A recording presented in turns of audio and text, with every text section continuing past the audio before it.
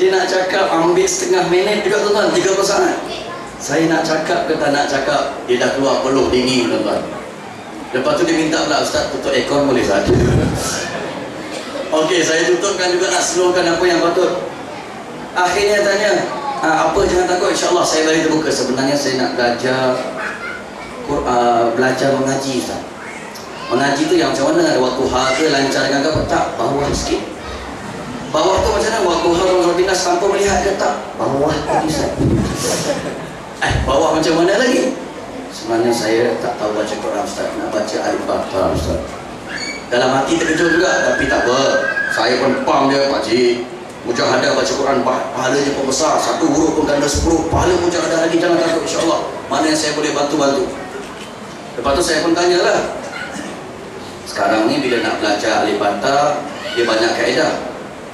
Kaedah Al-Baghdadi style lama pun boleh. Style baru pun Al-Matin pun boleh. Style Iqra' pun boleh. Style Al-Baghdadi teknik yang baru macam kat Radio Hakim tu pun boleh. So nak ikut kaedah yang mana? Entahlah Ustaz, tapi saya rasa saya orang lama guna kaedah lama. Kaedah lama saya ambil lah yang lama tu. Buka lah kaedah yang lama tu, yang eja tu kan. Eja sekali bunyi tu. Saya pun ajar alif atas, alif bawah, i, alif depan u, a, i, u. Bila saya tunjuk tuan-tuan, diikut, niti saya mata. Allah Ustaz, terima kasih sudi terima saya jadi anak murid tua. Inilah kali pertama saya belajar secara formal. Dia kesat air mata, saya pump sikit lebih kurang, semangat balik. Okey, tak sempat lagi nak ajar huruf ba tuan-tuan. Dia kata Ustaz, saya nak cuba dulu Ustaz, sebab mungkin dia tak pernah dengar cucu-cucu dia baca sikit dulu tuan-tuan. Tak ajar lagi huruf ba tu, dia dah mula nak test sendiri. Tak apalah, silakan. Orang tengah semangat takkan nak patahkan semangat pula tuan-tuan. Dia pun mula baca.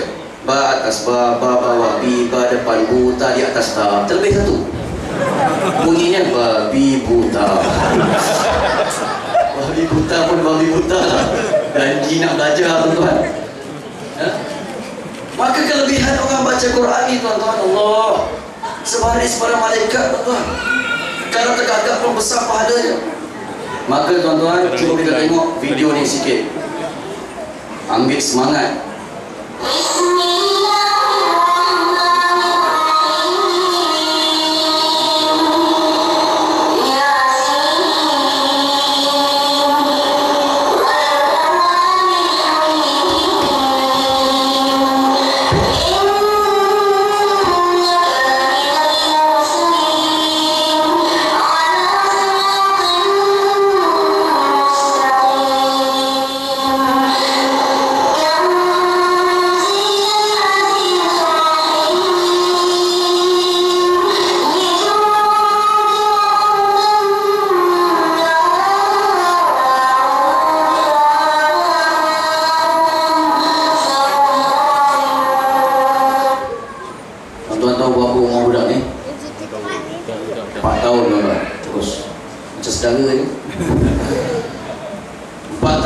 Yasin dah power dan Power Rangers tolak PowerPoint je tu.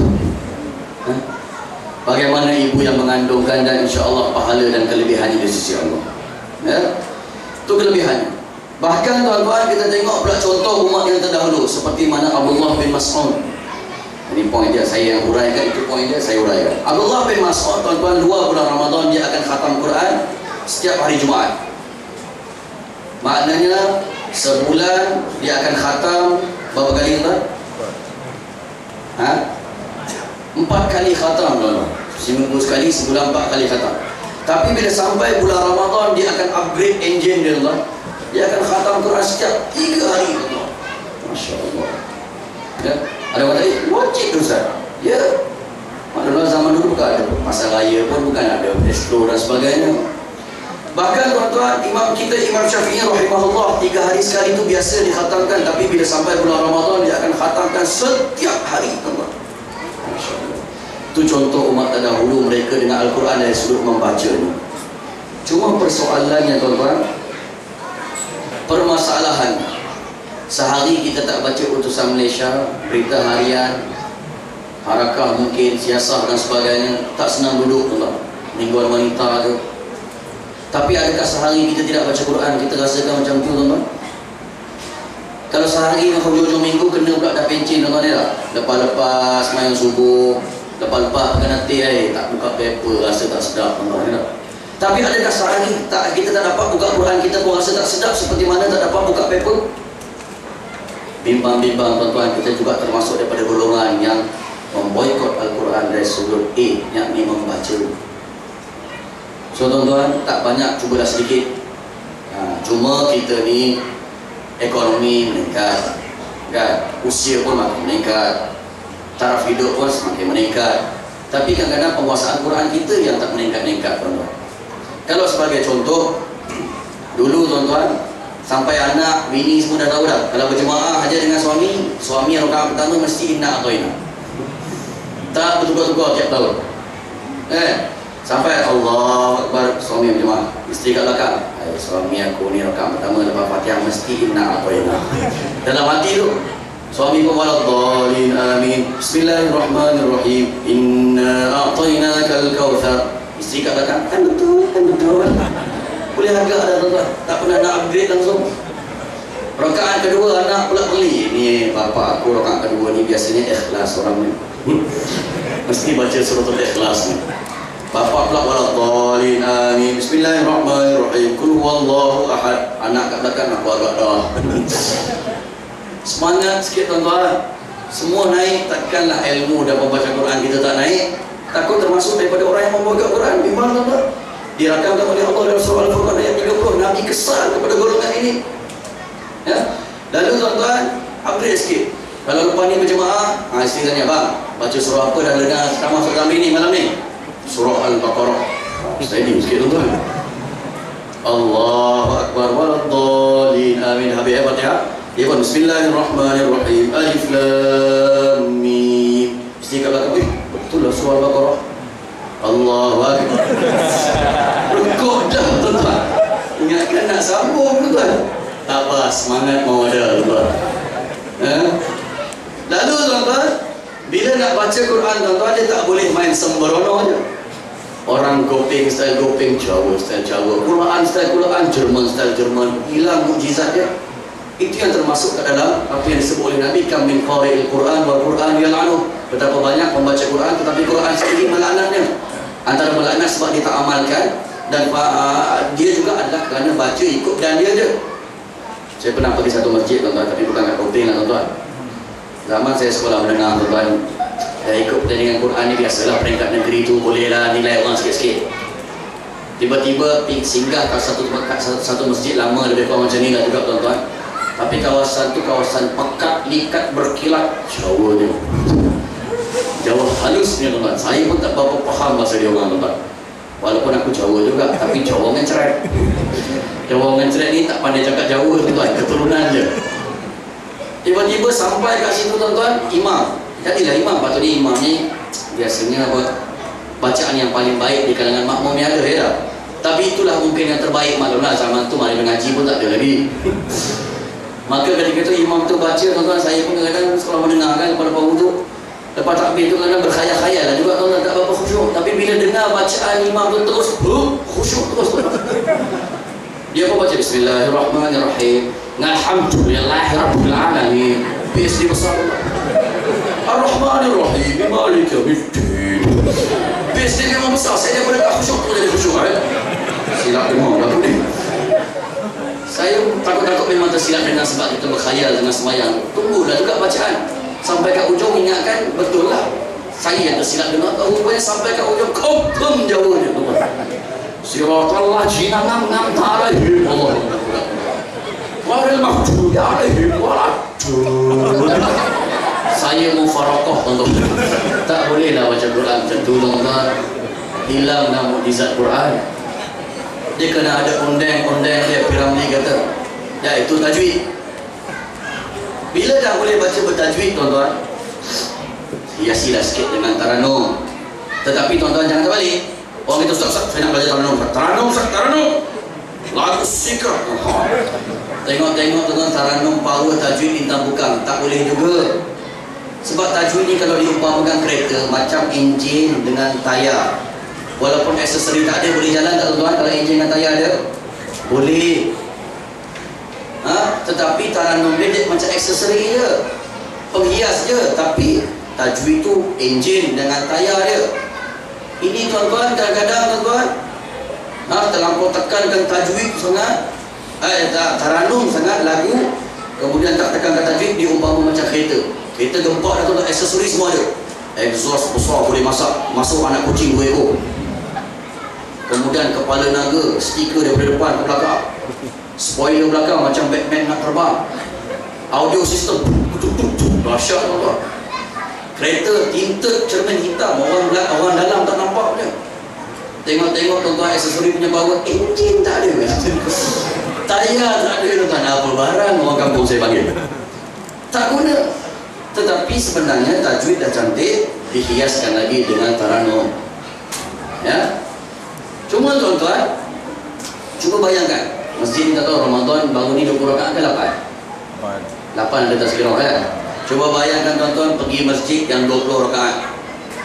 Kalau Ramadan 20 rakaat pula imam baca bagus dah tajwid, tapi hambar je tak ada lagu tuan-tuan. Bismillahirrahmanirrahim. Imam pula patron Alhamdulillahi Rabbil Alamin Ar-Rahmanir-Rahim Maliki Yawmiddin. Agak-agak makmum kat belakang macam mana tuan? Menyumpah tak kesudah macam mana? Cilakor tu imam. Angkat kaki kanan, angkat kaki kiri, bila pula imam ni nak mampus. Menyumpah patut datang masjid boleh buat pahala, jadi buat dosa tuan-tuan. Esok tarawih hilang makmum tuan-tuan. Berbanding tuan-tuan, memang baca betul lah, tapi dihias pula dengan Taranum. Rakaat pertama, Abdul Rahman Sudais. Alhamdulillahi Rabbil Alamin Ar-Rahmanir Rahim Maliki Yawmiddin. Baik. Rakaat kedua, buka pula Said Al-Ghamidi, IKIM.FM. Alhamdulillahi Rabbil Alamin Ar-Rahmanir Rahim Maliki Yawmiddin Iyyaka na'budu wa iyyaka nasta'in. Rakaat seterusnya tukar lagi, Masyari Rashid Al-Afasi. Bismillahirrahmanirrahim Alhamdulillahi Rabbil Alamin Ar-Rahmanir Rahim Maliki Yawmiddin. Rakaat seterusnya tukar lagi, Imam Masjid Madinah Huzaifi. Bismillahirrahmanirrahim Alhamdulillahi Rabbil Alamin Ar-Rahmanir Rahim Maliki Yawmiddin. Rakaat seterusnya tukar lagi, Bismillahirrahmanirrahim Alhamdulillahi Rabbil Alamin Ar-Rahmanir Rahim Maliki Yawmiddin. Lagu apa tu? Lagu Agung meninggal. Kan pembesar-pembesar negara yang kalau meninggalkan sentimental je lagu ni. Agak-agak makmum kat belakang nak boring ke tak nak boring tuan? Makmum kat belakang yang pening tuan. Kejap Mekah, kejap Madinah, kejap Kuwait. Dia pun kata 20 pun 20 lah, 40 aku tunggu. Barulah Quran tu nampak sedikit mukjizatnya, ya, kehebatannya. Lepas tu kalau dah pandai Taranum tuan-tuan, rasa berpada dengan bacaan yang ada. Tambahlah pula ilmu qiraat. Itu kalau itu lebih advance lah, aksesori kepada aksesori lagi. Maklumlah zaman-zaman akademik Quran, aku lah pengacaranya tu. Kita dengar Ustaz Nazri pula tanya, sila baca surah Ad-Duha menggunakan riwayat Susi dengan menggunakan Taranum Ras. Si Qori tu pun baca Bismillahirrahmanirrahim Wad-Duha Wal-Laili idha saji. Saya saji pula dia. Bukan saja tuan-tuan, ada ilmunya, bukan orang gopeng tu. Tetapi tuan-tuan kenalah belajar, barulah Quran tu bertambah mukjizat dan hebat. Cuma tuan-tuan, Adakah Quran ini hanya untuk diturunkan dan dibaca, didengungkan dan dimusabaqahkan sahaja, tuan-tuan? Tidak. Kalaulah Quran hanya untuk ditarannumkan, ditajwidkan dan dikiraatkan, nescaya Nabi tidak akan diutus menjadi Nabi. Tuan setuju?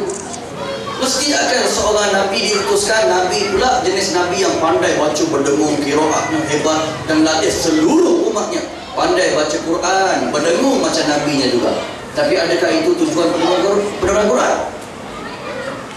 Penurunan Quran seperti mana yang kita ketahui, tuan-tuan, Allah berfirman, Alif Lam Mim, Dzalikal kitabu la raiba fihi, sambung, Hudan lil muttaqin. Alif Lam Mim, itulah kitab yang tiada keraguan padanya. Apa tujuannya? Petunjuk bagi orang bertakwa. Bulan Ramadan juga, tuan-tuan, kita dengar Syahrul Ramadan alladzi unzila fihi al-Quran, sambung, pandai, tuan-tuan, Hudan linnas. Bulan Ramadan, bulan yang diturunkan Quran. Buat apa? Petunjuk bagi manusia. Maknanya, tuan-tuan, bab A ni mungkin ramai dah boleh baca Quran, tuan-tuan, tidak tergolong daripada orang yang membaca Quran. Tapi bagaimana pula bahagian B ni, tuan, memahami dan menghayatinya. Bila kata huda jadi petunjuk, tuan-tuan pernah tak tengok anak kita petang-petang dia buka TV 9, dia tengok rancangan Dora ke apa? Petunjuk, petunjuk, petunjuk. Ingat, tuan-tuan? Masa rancangan petunjuk, tuan-tuan, dia ambil satu petunjuk,